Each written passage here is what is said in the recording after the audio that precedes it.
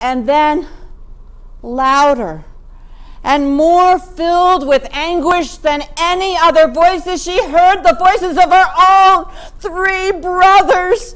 And she wanted to stop, and she wanted to search for them and find them and release them from this agony.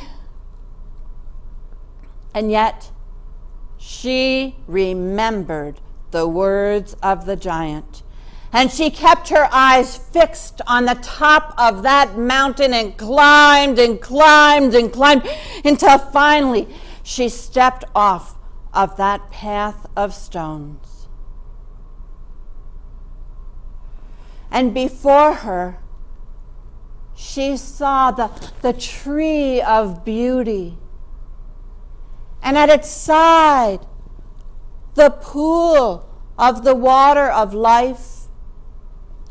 And in its branches, the talking bird. She took the bronze cage she had brought with her, and she broke off a branch from the tree of beauty and placed it in the cage. And the talking bird followed and settled right on that branch. She put down the cage and she picked up the bronze pitcher she had brought with her, and she filled it with the water of life. She picked up the cage again and stood there a moment, for now she had the treasures they had been searching for, and yet she did not know how to save her brothers. At last, because she could think of nothing else to do, she turned and prepared to go back down that path of stones.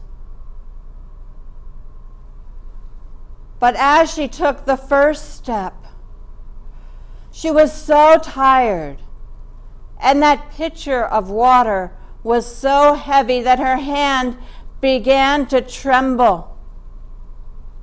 And as her hand trembled, a few drops fell from the pitcher.